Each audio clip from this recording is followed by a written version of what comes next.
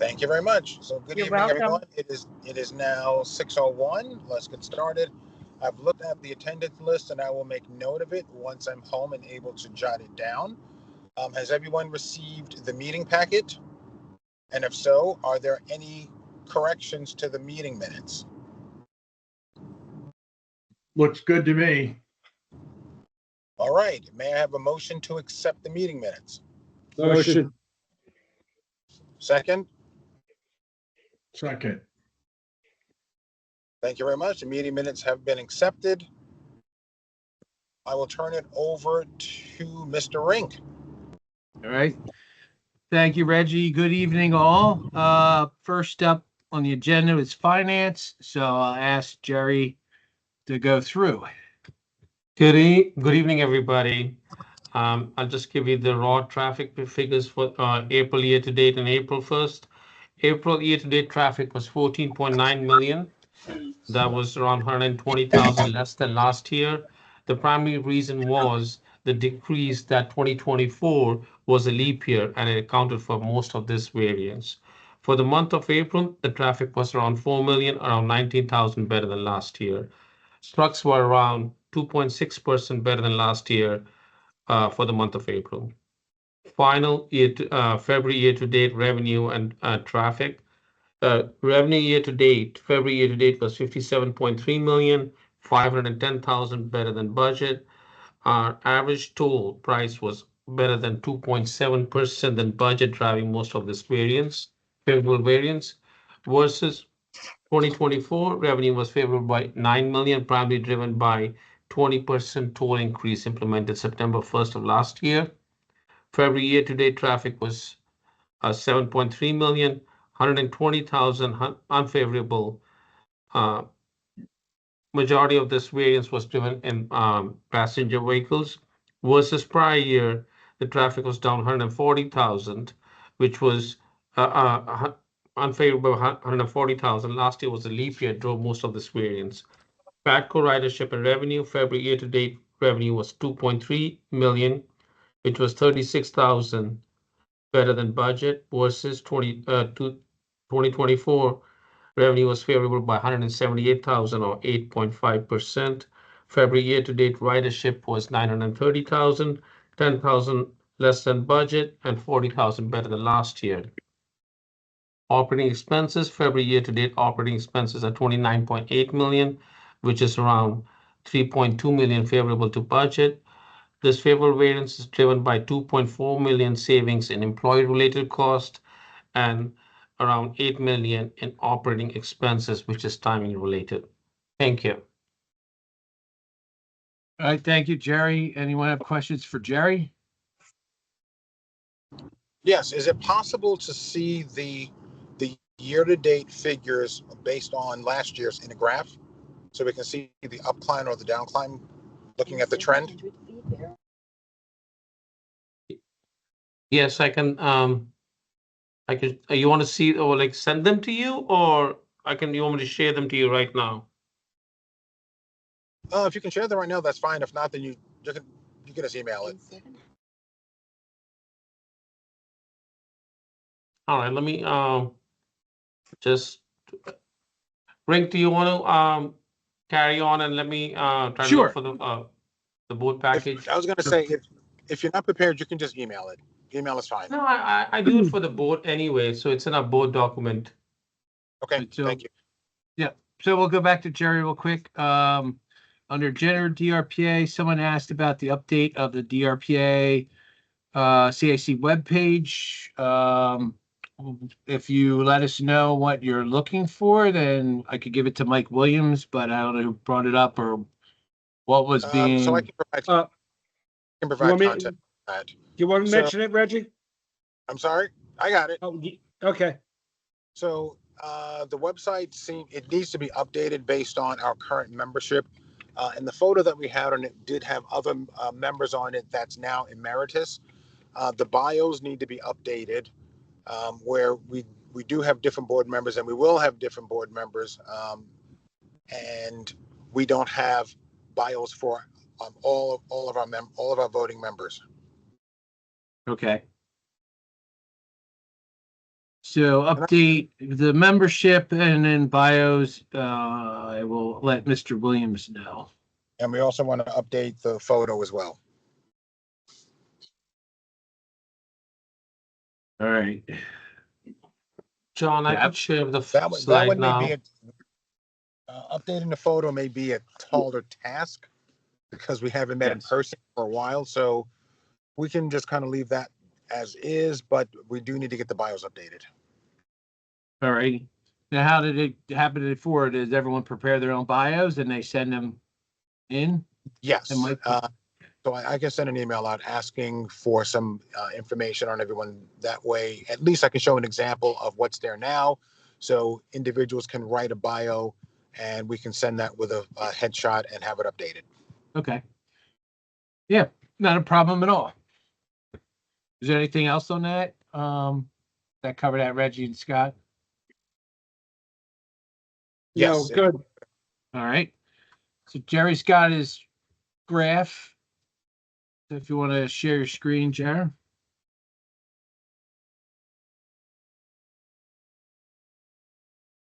So here you can see the traffic. The top left side is the total traffic, and the one in red is the traffic for this year, and blue is for last year, and green is the year before.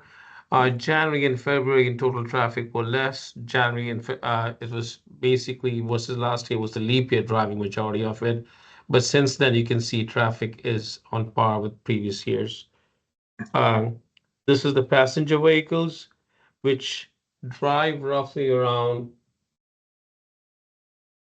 93% of total traffic volume, but around 70% of revenue.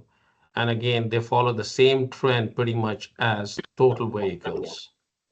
And the top right, bottom right side is the truck traffic, and you can see truck traffic has been performing much better than last year.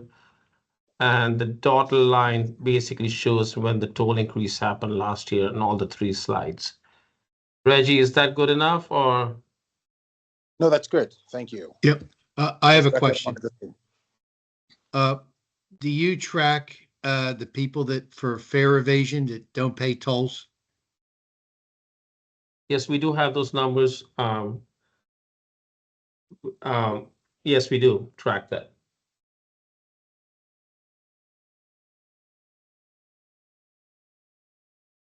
Is it going up? Is it coming down? What's the pattern? It's going up a little bit. It's pretty much, it went up a lot during COVID time, and it's been consistently there. That's where it's been right now. I don't have the exact figures with me handy Yep. right now, but it's going up slightly, but the majority of the growth happened during COVID time. Are there any plans to bring it down? We are trying to do working on a couple of things to get it down, but one of the things we especially with there was a new law that was passed that will help us go after violators and try to get their registration canceled. But we had to prove, but that's a law for the first time where New Jersey violators, and if there's certain kind of criteria it meets, we can push to get their license, registration canceled. But again, we need police force to chase people if they're still driving with canceled registrations. So, but that's the first step we are taking on. And also in the law that was passed, it said like if people can resolve it, old violations, and it will get a 25% discount, which will be given on not on the tolls, but on any fees that we charge on. Because per our bond indenture, we can't discount any tolls. But that's the law, so we're trying to work with the back office. There, you'll see some signage going around and letting people know, hey, if you pay your tolls, you'll get some discount. And if you don't pay, go to court, you might lose your registration. So that advertising is going to start soon. Does Pennsylvania have the same law? Pennsylvania has always had the law. Oh, and are the majority of the scofflaws who are not paying the tolls from Pennsylvania or New Jersey? They're both because we can't follow. There's no reciprocity between New Jersey and Pennsylvania. Yeah, but I mean, you have the license plates of the cars. Do you know which ones are worse offenders? I don't have Which- the details. I don't have the details, which ones are the worst offenders, but there's not that.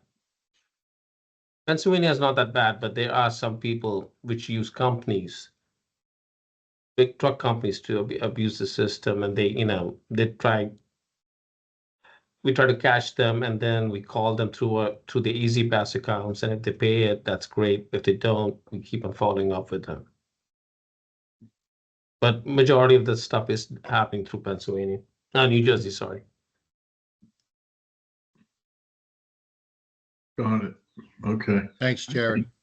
And I have one other question that I don't know if it's yours or maybe from the engineering department about the last month we asked about the solar panels and the savings, and we're told that we would get some sort of a report today. I believe Nicole is ready for that, and when we get to the bridge and highway, I'd be happy to do that, right, Great. Nicole? Yes. Okay. Any more questions on the finances before we move on? All right, Nicole. So for if you want to go through that and also about the work details, and then the Commodore Barry new metal movable barrier and all. So if you want to go through that in solar, appreciate it.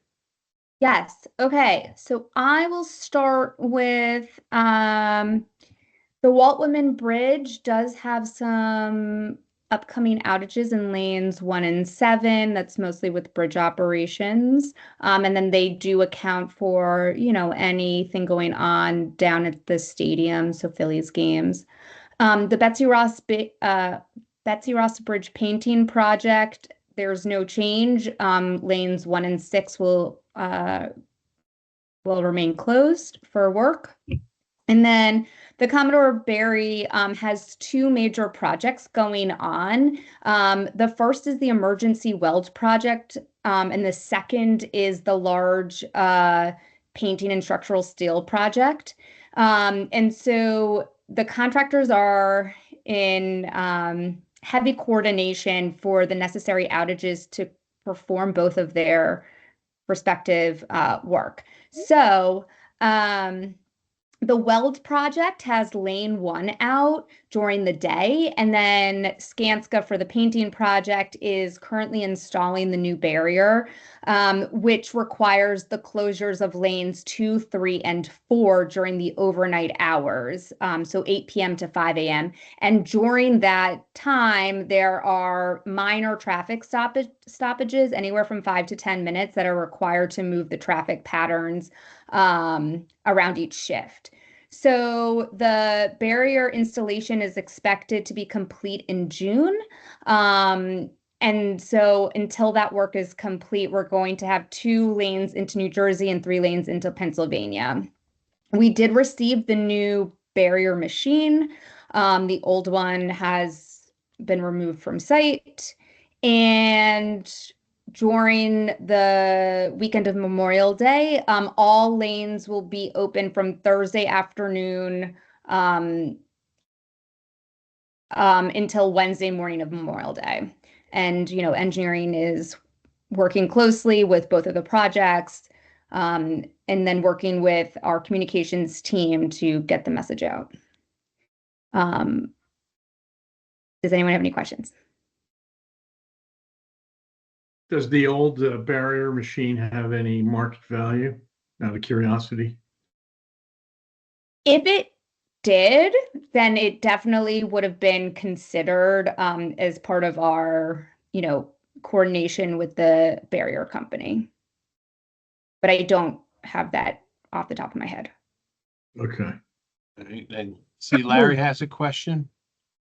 Yes, thank you. And thank you for your time being here tonight, Dr. Akrak. Always nice to see you. Would Thank you you. have an update on the new toll taking technology that's being installed? The previous That question about the toll violators made me think about it. Is that Oh, something? gotcha. So the toll technology project is actually not run by the engineering department. That is run by our chief operating officer, Robert Hicks. So I think it's going. I was but gonna it's say just, Jerry might have some. He's trying to yeah. get back in the room. Okay. I'm Jerry back. might. Oh, there you go. Jerry might be able to formulate that. Jerry, you're involved with Robert Hicks, right, on the toll technology project? Yes, a little bit, not that much in detail, more on the finance side. So what's the question? Just an update on the progress. You happen to know where they're at? I think they're still in the phases of trying to make sure all the requirements are put together properly before they start programming. Still, my understanding is that they're still trying to finish the project by end of next year, which is pretty much on the timelines. Not right. much of the real production or the construction has started on that. All right, thanks. I could, Larry, and I'll see where they're at. I'll find out if maybe John can invite Mr. Hicks to a future meeting to present on that. Yeah, John, I think in the past we were supposed to invite him, and then I think we canceled him to bring Chief Cobbs on, maybe the first time. So we'll see if we can get him maybe at the next meeting. I think we have a meeting in June, right? It's the last one for the, Yes. all right. So Thank I'll you. see about if we could get him to the June meeting. Cool. Just like I've seen my team been involved in a lot of meetings, requirement-based meetings, that, then they'll start working the programming side of it from the finance side and the reporting side of it. And I think they've done like site, investigations just to see what's existing conditions, Yes, because some construction is involved with the new Yeah. technology. Okay, any other questions on the upcoming outages at the bridges? I got Okay, cool. I have a compliment. I got an email about a week or 10 days ago when there was some construction outage on, I think it was the Commodore Barry. I'm not sure, but which I've never gotten before, and I think it was a great idea. I don't know how that got done and whether it's been done before, but it's a great idea. And Oh, a notification email, you mean? yes, Yeah. Okay, great. Yeah. Awesome. there was actually a picture of the bridge, and just said there's something going on, and I don't remember what specifically it was, but so if you're planning to cross, you may want to try another bridge. That's the impression that I got. So Yeah, I got it too, Bob. It was sent out May 5th. Okay. It shows the barriers. Oh yeah, right. Yeah. That's yeah. Okay, so I will just do a brief update on the solar project. So, or it's not even a project, they're just our existing systems. So you guys got a preview. I was supposed to take it to the board this month, but Homeland Security took my spot, so I'm presenting next month in June.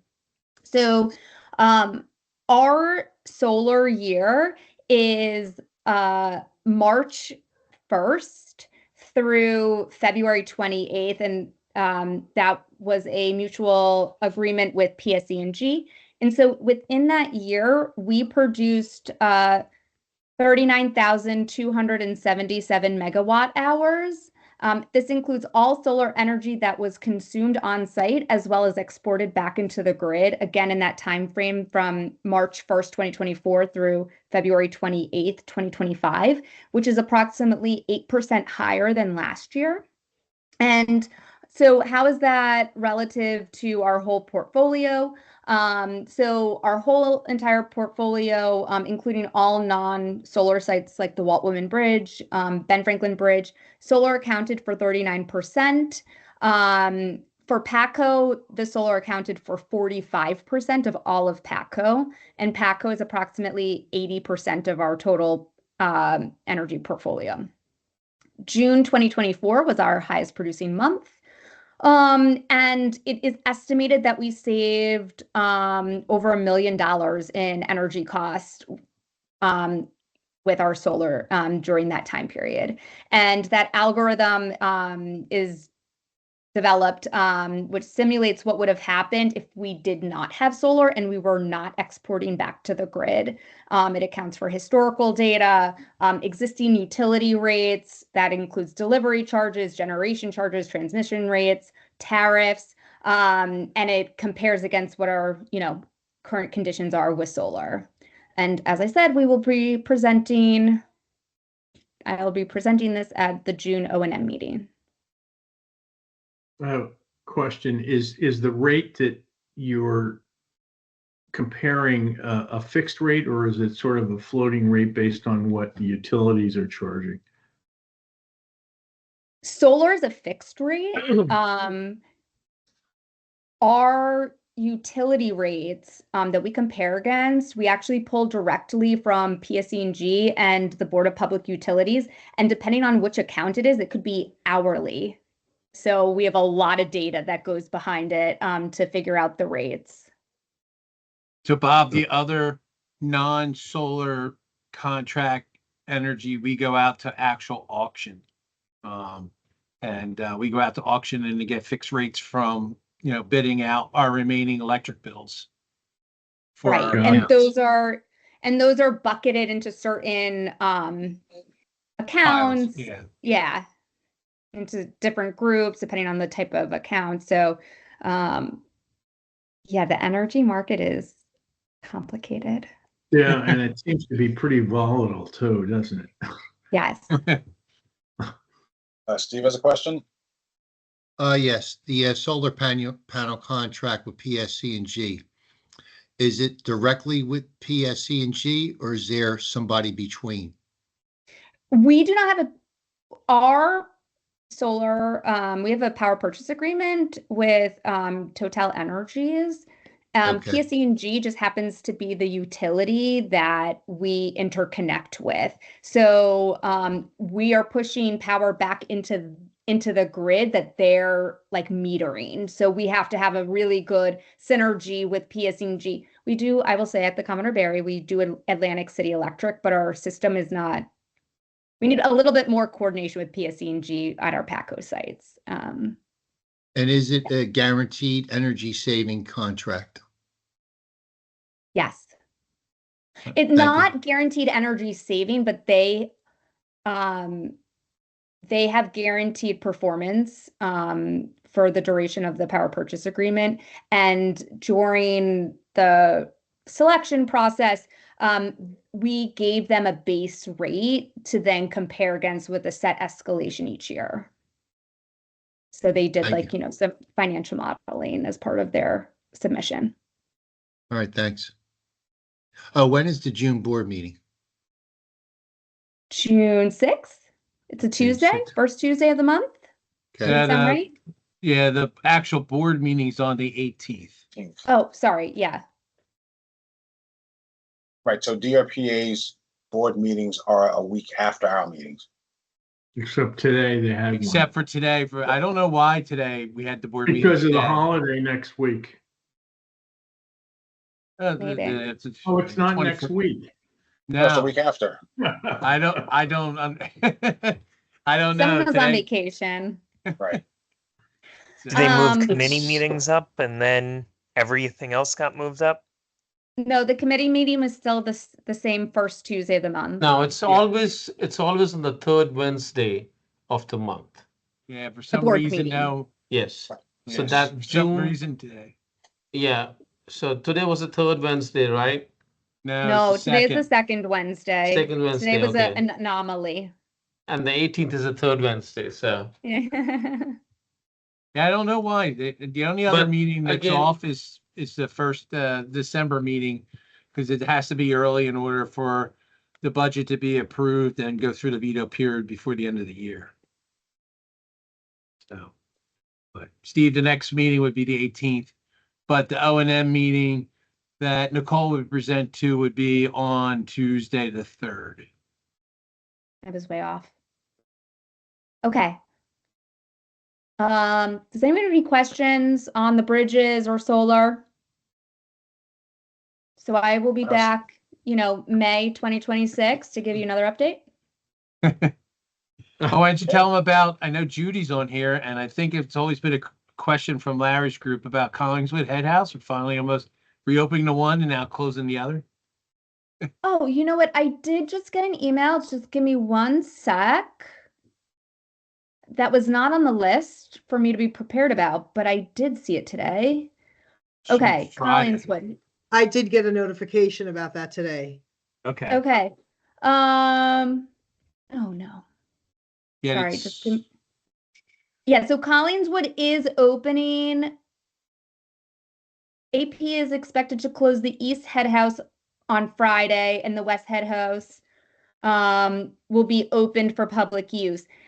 The West Head House is not fully complete. There was some backlog, I think, with tile. So they're going to have to come back and finish that, but that will happen in about 6 months. So it looks like they're transitioning head houses this upcoming weekend. So, and the other big project is they're doing the major pours. Steve uses Woodcrest and would see that. We've been systematic. They've been delayed so many weekends by rain. They needed a clear weekend with no rain to do the pours. So I think they're still on target for September to finish. I've been watching Woodcrest. Was there any type of cost benefit analysis to just take everything out and put precast in? That definitely would have been considered during the design. I think it's just very complicated there, and especially keeping things moving. It was We looked did- at during the design. It was, if I recall. Yeah, I think we did. I mean, honestly, it's, how do we get it it into seems- place? It You'd looks have to take, very, very labor intensive. Yes. Okay. All right. Any further All right. questions? We need to move on. All right. So for the PACO questions, which I will take, what is the possibility of exploring the idea of establishing a twinning or partnership program between PACO and some other rail systems worldwide? Right now, obviously we have some other issues that we're dealing with and like to handle and accomplish first. But right after that, it's a great idea. We want to finish what we're doing right now and some of the other things. So we will look to do that in the future, but it was a great suggestion. I don't know who brought it up, but we want to focus on our issues with the unsheltered and closing of the stations and that first. So I don't know who had brought up that question or what was. I think that was you, Dan, correct? Nope. No. Then- That's then where must we're have at, been- Matt. Must have been Scott. All right, and then Nicole and I will tag team on this. We do have a project that we're doing modernizations of the Philly stations, focusing first on 8th and 15th. Nicole will go through the details. We're looking at the last time the stations were done were in the late 1990s, so we're looking at new lighting, tile, things of that nature. And I'll let her go through that, but right now, we don't have in the capital budget money to consider platform screen doors. That is a significant investment to do so, to even consider doing that. Plus, we have other issues that we have human operators versus some of the other systems that have it that don't. And then I'm not sure what the updated emergency communications is, but all of our call boxes and cameras have been updated. So, and I believe the last 2 meetings, even Mr. Finnegan spoke of our new call boxes. So but because we don't have the funds in the current capital, and Jerry can attest, Mr. Hanson has given us has asked us to hold back and look at projects that could be delayed right now, namely because of what's going on in the economy and the potential for tariffs, and namely how that would impact truck traffic. And Jerry would tell you truck traffic is our highest revenue draw, or it creates the No, most it's revenue for us. So per unit, yeah. Like Yeah. they it's a 7% of volume, but 30% of revenue. So average truck brings in $30, a car brings in $6. So that's a big number. So depending on how tariff impacts, the imports and the mobility of goods, we don't know. So we're just being very cautious and controlling whatever we can from our funds for the financial, if something financially we need them for important stuff. John, I got a quick question. yeah. For the Philly stations, for the potential construction rehabs updates, how does that coordinate with next year being this semi-sesquicentennial in Philadelphia and FIFA and potential rescheduling it during, World Cup and other events, or do we have a calendar when because all these events and the dates are out? Are we scheduling construction either beforehand to be ready for or afterwards? Because we don't want to have stations ripped up in the middle of FIFA. So I can answer that, John. Okay, sure. Okay, so we have a very aggressive schedule right now. The plan, they're currently, doing some fact finding and conditions assessment, and then it will be a very quick turnaround between engineering and PACO on what we want to achieve with this. And the goal is to have final plans by Labor Day so that we can bid this project and get as much, and we would schedule it out so we could get as much done by May of 2026. And the goal is focusing on the main station, which would be 8th and Market, and everything around that area, and also 15th for the tie-in with SEPTA and closer to the FIFA events down at Lemon Hill, and also the two stations they would mainly focus on at the very beginning to tie into the 250, and everything going on in the city would be 8th and 15th. Would the corridors be reconnected during that time, opening up to walk between Patco and SEPTA? I know that's the rules of common sense, but we're dealing with the city of Philadelphia.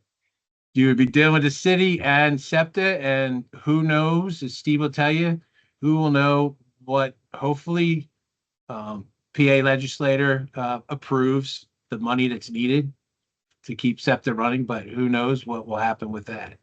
Have you seen the news? They've been going to the PA governor's house, the governor's mansion or the Capitol and everything, and they're really pushing to try to get the funding that's needed to keep SEPTA and the other transit organizations running.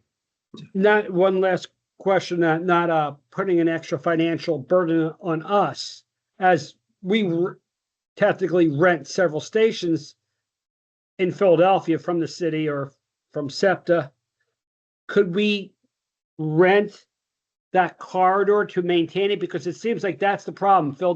SEPTA is just not capable of maintaining it. At the end of the day and beginning of the day, it's a hallway. Keep it clean, throw up some cameras, and our officers just do an extended walk.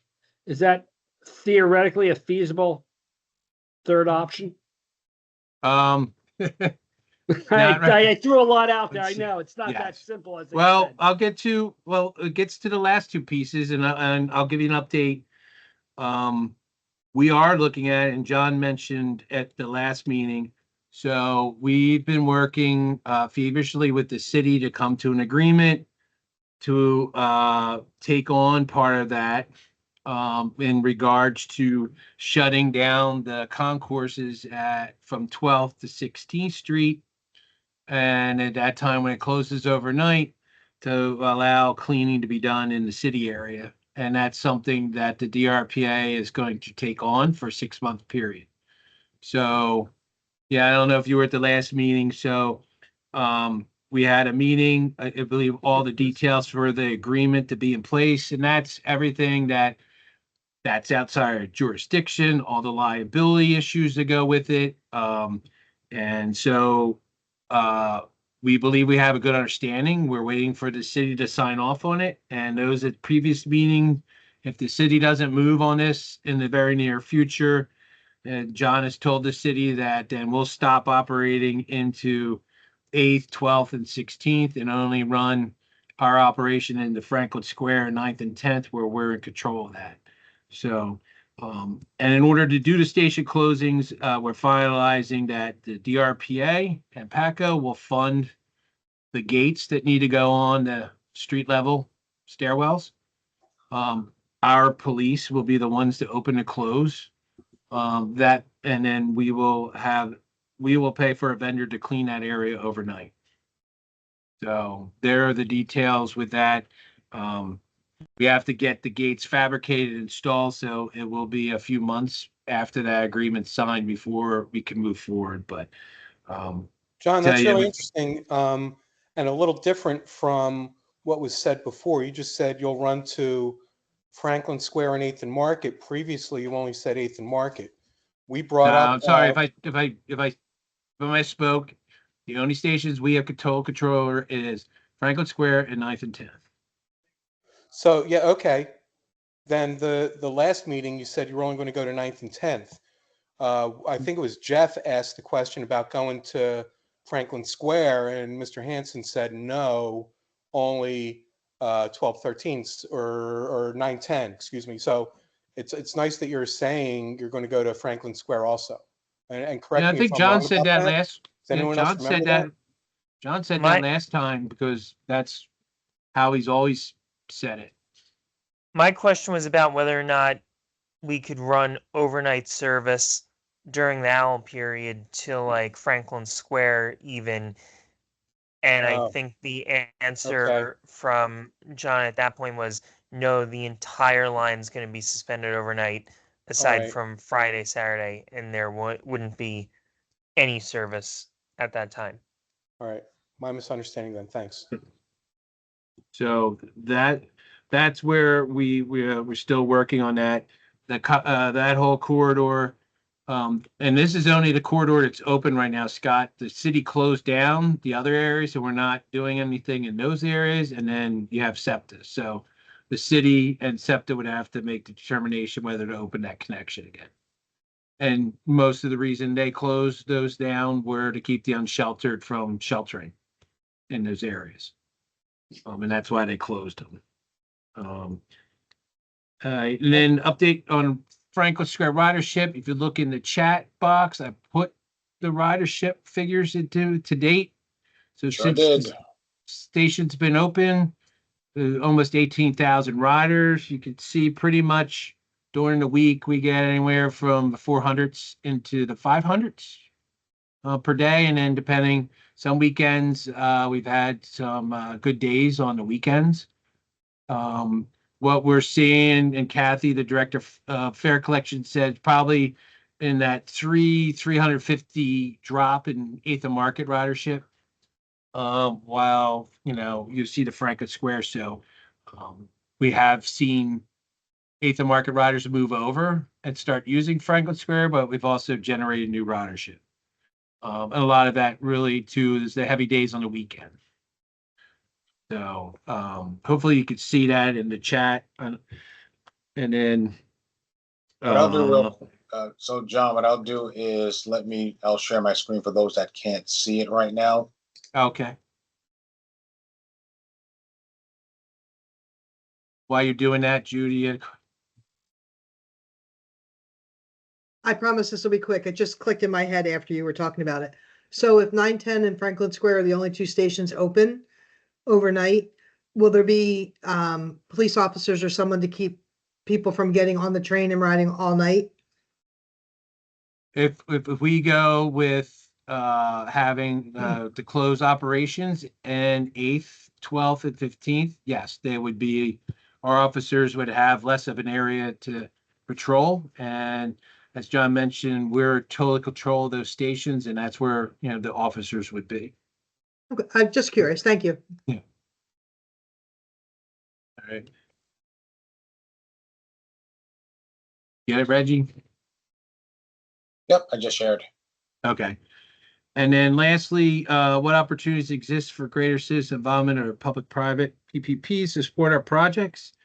So in talking with John, what suggestions or ideas, I'm not sure. Go ahead the question, but we're interested in here with the suggestions. I don't know who brought that question up, Reggie. I'm gonna have to go back to my notes. I don't recall off the top of my head right now. Did anybody on the line make that suggestion, that question? That might have been me, Mr. Rink. Okay. What were you, if you could explain that or what you were looking for in that regards? I think it was an over-engineered way of asking, how do we encourage more citizen-like collaboration, and engagement with the public? So I can quickly answer from the engineering perspective. Luckily, Jerry does such a great job with our budget and our finances that we haven't had to go into some creative contracting schemes like a 3P. I will say the PPA agreement that we have for the solar project is probably one of our most unique contracts that we do, but we're pretty traditional in terms of like design, bid, build. We might be, entertaining design build, which is a little bit more, but we are pretty conservative with our contracting schemes.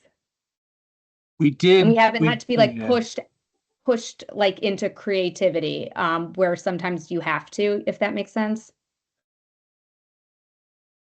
Yeah, and like our Franklin Square station, we did actively engage with the historic park that actually, oversaw the park. We were actively engaged with them, and then also Chinatown and the other neighbor groups prior to, the design progressing and all. We had multiple meetings with a lot of the community groups to get their feedback and answer questions, present our design to, and get feedback on. So when we did that type of project, we did engage them. One of the things that we'll do too is we had a project approved by the board today. We'll be doing work to the two viaduct structures in Westmont and Collingswood. They haven't had major work done since they were built. We have concrete spalls and other repairs and concrete ceiling and things of that we'll do. So we will be setting up meetings with the towns because obviously we'll have to block the space off underneath to do the work. So we will engage with the towns on scheduling and things of that nature. And we've done that with other engineering projects, but most of our federally funded projects require some level of community engagement. And the viaduct project is partially federally funded. And Similar I think to Franklin Square. And I think because we got federal grant money for Franklin Square, we had to do other public outreach meetings because of the certain grant funds we got for that. Right, and one of our other projects, I'm sure that's been talked about previously, is the Fender project. We are going through that, anticipating getting funding. So that, I think, just recently had public outreach meetings. Okay. Thank you. And I think, Reggie, they were all the questions I think that's on the agenda. correct. Any other questions before I turn it over to social media? Jeff. 3 quick ones. One is not that I expect that there's much to be done, but if NJT's BLET goes on strike, is there any preparations that PATCO is undertaking for AC line ridership and any sort of mitigation there? We've been working with New Jersey Transit. They've actually asked us to display messaging for them, which we have at Lindenwold, Broadway, and 8th Street. If I think our normal headways and the train schedule we have now will accommodate any of that, but if it Yep. comes up, obviously we will, but New Jersey Transit did reach out to us and asked us to put messaging out for them on our system, which we have. Cool. Second quick one was I was transferring at Broadway on Friday from the River Line at probably about whatever the last trip was, like call it 10 o'clock at night. And the one entrance to the speed line there, where there's that one door that's open, there were a number of unhoused individuals who were basically blocking the doorway that I had to physically walk over them to get there. And one of the other folks I was with had to buy a ticket and needed to sort of ask someone to move from the machine to get to the machine. There was an officer who walked down the platform subsequently and told someone to put out their cigarette, who did come from like by where the center tower entrance is. So he may have asked all those individuals to leave by that point, but just flagging that I don't know if there's anything that can be done more proactively, because I know it looked like they had all been there for a little while. That area is one of our challenge areas. Yep. Right outside the door is not our property, and it's the Camden County Police Department that is responsible for that. But I can tell you, just This like was the other spot is, inside. yeah. This was Yeah. inside the head house, like literally sitting in the Yep. doorway inside. Yes, it is a challenge that our officers do have to ask them to move out. But I will bring that up. But it is a Yep. focal point. And then last thing was just I suspect there's no update, but I'd be remiss if I didn't mention about progressing GTFS updates for track work, even if it's an alert, to be able to get that information out to riders, and if there's any status on that. Now continue to work with Mike Williams on Okay. that. Thanks. Yeah, but we did find there was an issue with City Hall not showing up on the schedule, and we quickly fixed that issue. Steve? Good know. Yeah, John, any update with the New Jersey Controller's Office with their subpoenas for records? I don't believe there's any update. I haven't heard John mention anything lately. I don't know. Jerry, have you heard John mention anything? We haven't. No, nothing. I don't think there's any update on that yet. All right, let's, for the sake I of have, time, I have one quick question, Reggie. It was, as the board meeting was this morning, is there anything of great interest that you can share from the board meeting that might be helpful to us to know? No, most of it was O&M projects. Mike Venuto presented and they approved the 3 job order contracts. One for the South Bridges, one for the North Bridges, and this time the first one for PACO. I presented 3. We have a rail grinding project. I think we have GECs for our safety department, and then we have to replace looking at replacing the HVAC inverters on our train cars, because you could believe it, in less than 10 years, the parts are already obsolete. We have to move forward with the next design. But I do have one interesting piece of information that the group might like. If you give me a second. Where is that? So we've officially passed 20 million fleet miles on the rehab cars. Wow. Yes. very nice. So, yeah, over 20 million miles with the refurb cars. So there's an interesting fact for you. Nice. I have So another. hang on, Bob. Yeah. Dan's going to be the last question on this. We have 10 minutes left. We have to move on. Okay. Dan, go ahead. It's not a question, but just one quick comment. My wife takes the train from Lindenwold to 8th and Market, and she does, I think she takes like 7 a.m. train. And she's told me multiple times that she really likes the warm message over the PA from the train driver. And so just keep doing that. It adds a very positive start to the day for a lot of people who may have had good or bad experiences on the train. So it is All right. it's a good idea, and keep doing it. Thank you. Appreciate that. And one of the All things right. too we've been focusing on too is we've been doing a lot of spring power washing of the stations, and really been focusing. I know our social teams put out the pictures on we call it Suds Galore. We've been really trying to show that we're out there cleaning all of our stations as best we can. So All right, we'll turn it over to social media. Larry? Well, we're going to save some time. I don't have any questions. Oh, well, then let me ask mine. The new tower, what's the Hang status on, of the hang new on. tower? We have other business to take care of, but final question. Final question, Bob. That's it. Okay. Last question. What's the status of the new control tower? it's progressing quite well, and it's still anticipated to be done by September. Oh, wow. Okay, great. Yes, and then I think we could probably put it on the schedule to have a tour of the new building. So That would be great. yeah. All right. Are there any public events taking place mid-May to mid-June? I'm not aware of any. That'll work.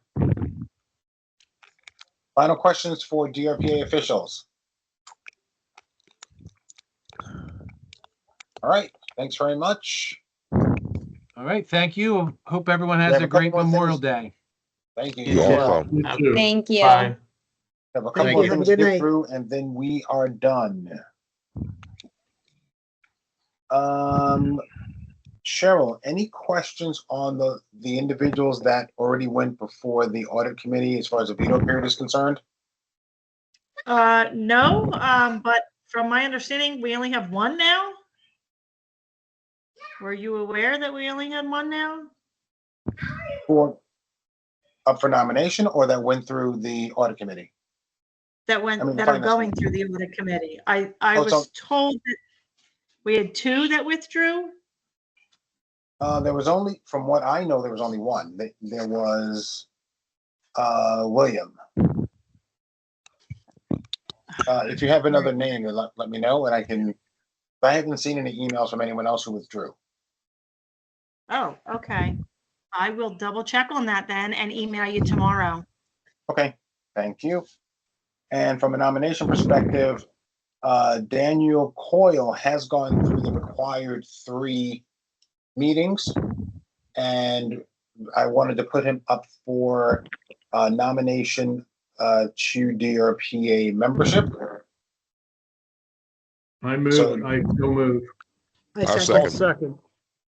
Thank you very much. So we will put Daniel up for membership. So Cheryl, that's another name that we can add to the list for interviews. Okay, I will do. Thank you very much. All right, does anyone have anything for the good of the group? Oh, actually, before we do, so Larry, I'm looking at the list of individuals that are in emeritus status and are eligible to re-enlist, and you're one of them. Is there a question there? Well, the question, so since you haven't re-enlisted, you're eligible to re-enlist. Would you like to re-enlist? I'm cool. I'm cool staying how I am. Okay. You can't All right. vote, Larry, if you're not. That's fine. It's fine. Okay. Okay, I'm just trying I to. don't on, think I Larry. missed a meeting for like 6 years or so. And my schedule has changed a little bit, and it's nice when I can make the meetings now, but I haven't made as many. And, I like contributing as I can. Okay, that's completely optional. I just wanted to bring it to light. That's all. Appreciate it. Thank you. Since we have next month, Bob, you go emeritus, and we will be down to 5 voting members. So I was still waiting for confirmation on the other nominees, so we can get a membership up, so we can have an election and we can actually have other members on the board. But we will make it through. We've been moving along quite nicely, and we'll just keep moving forward. I think just Tyrone and I are the last remaining Pennsylvanians, huh? I'm Pennsylvania. It's Scott. Oh, okay. Scott. Okay, good. Right. So Tyrone went emeritus in March. Who's that guy? So yeah. And still haven't heard from legal yet, and just still trying to work that so we can decrease the time frame that you would have to remain emeritus to re-enlist. But until then, we'll just continue moving forward as we have been. On that note, does anyone have anything for the good of the group? Yeah, Reg, I just got one quick question. We had talked about before, because we got a lot of members that's coming emeritus, that cutoff date, or are we going to try to up it, or we just going to keep it the same, like a year? We had talked about like maybe making it 6 months. Right. So that's what I was just mentioning, that I can't make any changes without legal. And I'm waiting for legal to get back to me so we can have those discussions. I spoke to John Hanson about this and just waiting for legal to get back with us. So that's the only stopgap. So I'd like to make it 6 months. Okay. Well, it's been a while, so we need to find out what's going on with legal. You know what I mean? I've reached out again. Okay. So it's in the works. So we have a couple things in the fire right now. So we have the legal path of shortening the emeritus status, as well as we have moving forward new membership. So those are the two things that we can do right now, and I'm remaining as emeritus chair for now. And Reggie, you do an awesome job. Yes. Thank you.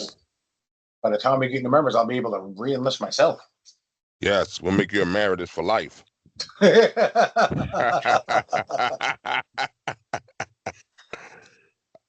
All right. So does anyone have anything for the good of the group?